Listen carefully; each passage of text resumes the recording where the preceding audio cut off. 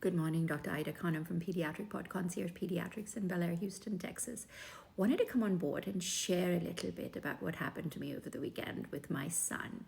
I have a 16-year-old, and he wanted to get something done, and I just turned around and I said, "Sure, go ahead, you can do it."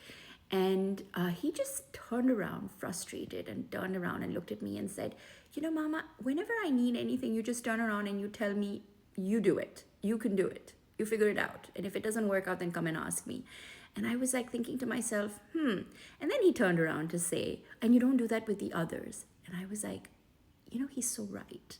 And I wanted to just come on board and share two things actually from this whole thing I figured out. Well, I sort of realized based on what my child brought to my attention. Number one, that I have three children. Each one is very different. Each one has their own strengths and weaknesses. And as a parent, understanding your child's strengths and weaknesses, you kind of allow them to do certain things themselves and certain things you need to help them with versus, micromanaging every child. So I really don't recommend micromanaging. I do recommend getting children to try things on their own, and then if it doesn't work out, reaching out to you. But I also think that it depends on the child. There are some children that are good at doing certain things and it's very easy for them, and there are certain children that you need to help a little more.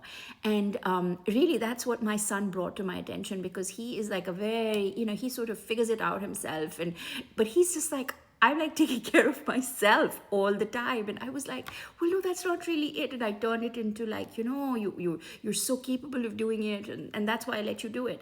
But I sort of realized, I said, he's kind of watching me with the other siblings where I'm kind of doing a lot more hands-on just because their personalities are different. So I had to kind of encourage him and tell him that, this is a great thing that you're able to do it, and I'm letting you do it by yourself. So just a little bit of parenting advice. We all go through that. Each child is different. I just wanted to come on board and share that.